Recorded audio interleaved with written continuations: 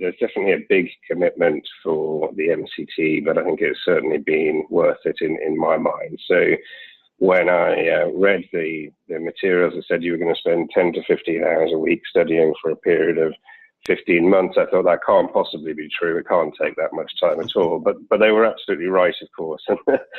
And thankfully, my wife was very supportive, and so I was able to do that at a more senior point in my career. And actually doing that, having had a lot of experience at that point, was really good because it sort of helped solidify some of the things that I had seen and put a bit more theory around some of those things, and actually was well positioned in anticipation of some of the future things that I've done since then, actually to think more strategically about the funding of the organisation and how to practically think about those funding decisions and how to manage the sort of strategic treasury questions, which, you know, a lot are oriented around the funding and financing decisions in that context. So it was a very valuable experience. I think also, you know, the content was useful, but also the approach was really useful, and working closely with a cohort of other treasurers.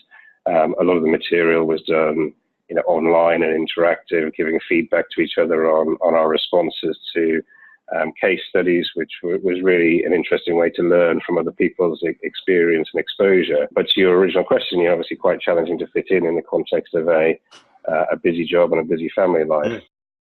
I think for me, diversity is really important. So a carbon copy of myself is not going to be a good team mix at all. So rarely do I look to recruit in my own mold. And if I get biased towards that direction, I normally come back from it quite quickly, actually. So, but that said, I think there's components that are relevant. You know, I think having appropriate qualifications for the role that you're doing, whilst it doesn't necessarily help you to do the day job, it also does show that you have a commitment to continuous education and to learning and to trying new things and to learn from those experiences, which I think is an important characteristic. So that's certainly important.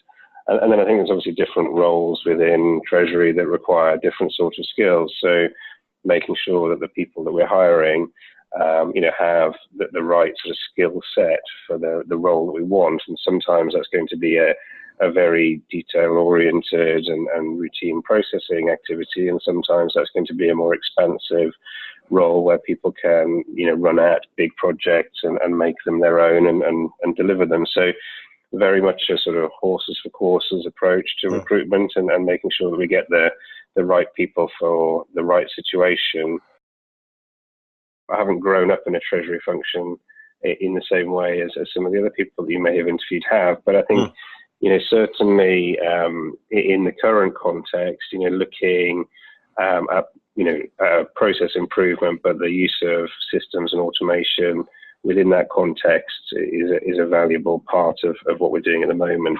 But some of the skills in Treasury are timeless, that they don't change, you know, in terms of looking at the capital structure and managing the cash flows carefully and projecting that as best you can, and managing the relationships with the banking group, or developing relationships with the advisors, the lawyers, the corporate finance advisors, the risk management advisors, etc. I think are fairly timeless and unchanging, and it's perhaps just a little bit more in terms of the sophistication of how we do that, and progressively making each of the Treasury functions that we work in progressively more sophisticated over time and more efficient over time as well.